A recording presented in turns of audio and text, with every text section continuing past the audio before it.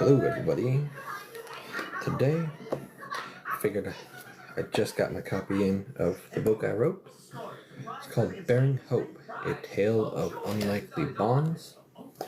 You can get it on Barnes & Nobles. Also, the link in my description.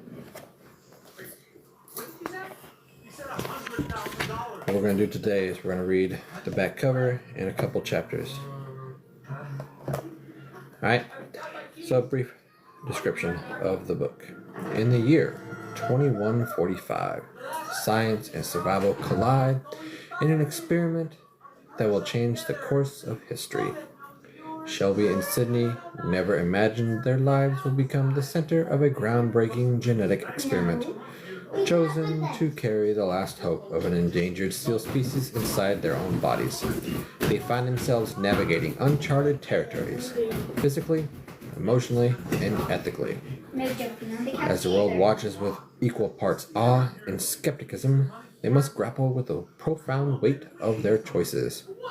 Guided by Dr. George Hadley, a visionary geneticist, and Dr. Amina Khalid, an expert in high-risk pregnancies, the Harmony Seals Project pushes the limits of what humanity can achieve.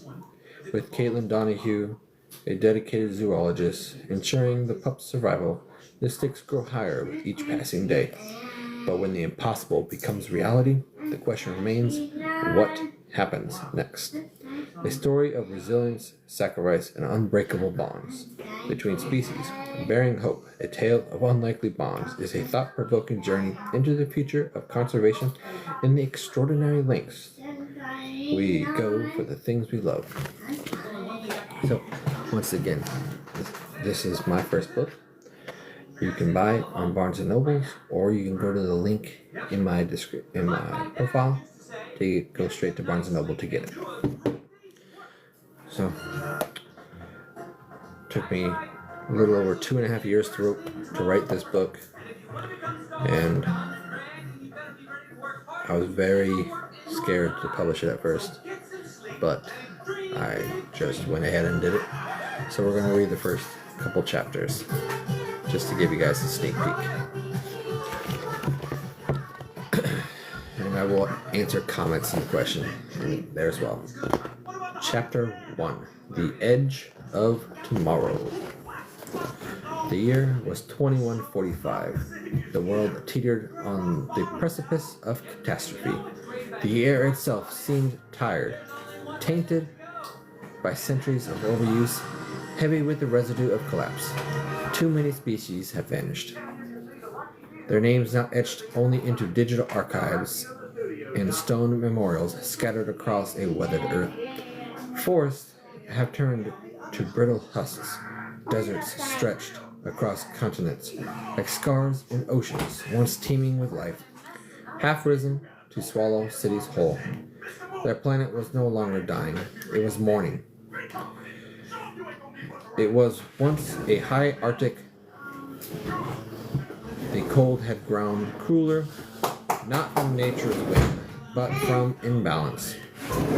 The wind howled across the tundra like a warming, sweeping snow over crackled ice, and the bones of fallen predators. Above it all, Harmony Base stood like an outpost from another world, a polished scar of steel and glass, embattled in the flank of a glacier. Inside, under the sterile lights of a genetics lab, Dr. George Hadley hovered over a glowing interface. He tapped at the air, his finger navigating translucent screens suspended in motion. A complex tapestry of genetic codes shimmered in front of him, billions of nucleotides forming the blueprints of a creature on the edge of extinction, the Harp Seal. His pulse quickened as he zoomed in on one crucial gene cluster, checking for anomalies. Every sequence, every protein fold had to be perfect. It has to work, he whispered, voice frayed by exhaustion and determination. Everything depends on this. George's reflection looked back at him in the glass, grizzled, wary, but still burning with the same fire that had carried him through the decades of rejection. He wasn't chasing fame or funding anymore. He was chasing redemption. For the species humanity had failed. For the world he'd inherited too late to save. For the children who would never know a planet of peace. He turned from his data, crossing the lab with heavy steps. His boots echoed off the polished floor, each stride a mix of purpose and fatigue. Beyond the reinforced window, the Arctic stretched into oblivion. Blue shadows cast across long of sea of white. Snow lifted in ghost-like spirals, dancing around jagged ice ridges under a pale sky tinged orange with twilight. Harmony Base didn't sleep. Below, the surface of life continued. Lab buzzing with machines, hydrophones casting green light, and underground glows. Med bays prepped for what tomorrow would bring. Built into the glacial rock, the facility was a hybrid of survivalist design and bleeding-edge innovation. Here, isolation wasn't a drawback. It was the only way to protect the future. The door slid open with a whisper, and Marla DeWitt entered. Her presence steadied the room like a lighthouse through fog. She was dressed in a thermal jacket, her dark hair pulled back into a no-nonsense braid. Years in the field had etched lines of wisdom at the corners of her eyes, but her expression was as sharp as ever. "You need to sleep," she said, one eyebrow raised, "before your brain starts editing the genome alphabet into bedtime stories." George gave a hollow laugh. "Sleep's a luxury we can't afford." Marla stepped closer, scanning the interface still flickering in the air. "You're about to put living embryos into human bodies, George. You better be sharp when that moment comes. They arrive tomorrow." "I know." Her voice softened. "Are you ready?" "No," he said truthfully. "But the work that has to be enough." She reached out, gently closing the display with a swipe. "Then we'll carry the rest." Her words lingered longer than they should have. In this place, hope had to be sharp, or it would collapse under its own weight. Far across the Arctic expanse, sharp, or it would collapse under its own weight. Far across the Arctic expanse, transport vessel sliced through the snow-laced wind, its dark hull built to endure nature's final fury. The interior hummed with soft lightning and recycled air, a capsule of warmth in an unforgiving void. Shelby sat stiffly, fingers clenched on her lap. 19 unyielding, she carried herself like a coiled spring, weary and small, but alive with kinetic tension. Her cropped blonde hair framed her pale face, and her blue eyes stared forward, unblinking. She had left behind the ruins of her past with no intentions of looking back. The seats across from her creaked as Sydney shifted. The older woman gazed quietly out the frosty window. She was 6 feet of calm force, broad-shouldered, wrapped in dark coat. Her hands resting on her thighs. Unlike Shelby, she moved with an assurance of someone who had faced fear and learned to live beside it. Neither had spoken since boarding. Outside the window, the landscape blurred, white dunes of snow and jagged ice cliffs streaking past the winds, buffeting the sides of the vessel. It looked like another planet, and in many ways it was, a world stripped to the bone. Inside, their silence was emptiness. It was heavy, the unspoken knowledge that tomorrow their bodies would no longer belong to them alone. Sydney finally spoke, her voice low. "You scared?" Shelby didn't answer right away.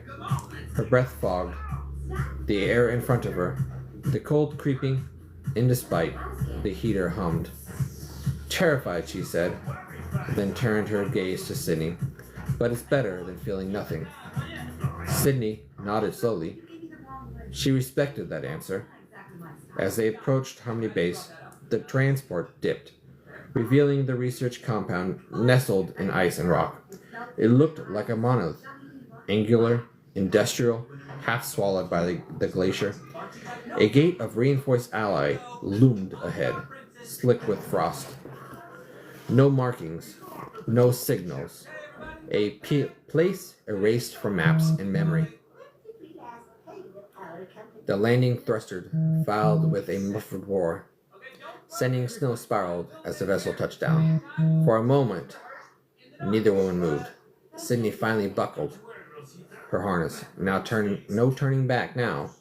Shelby's fingers clenched. She stood, face steady.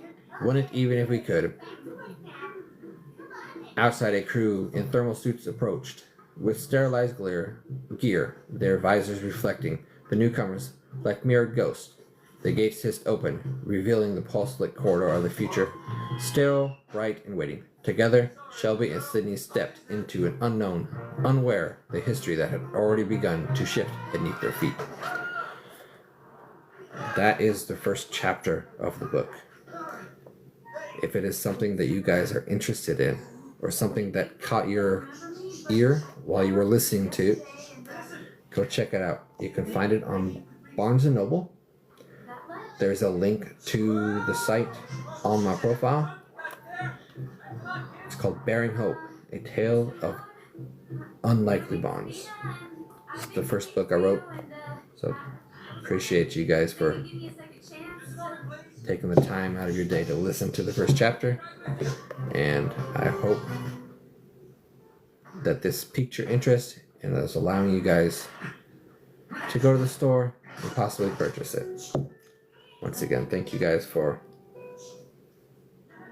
spending the time to listen to the first chapter.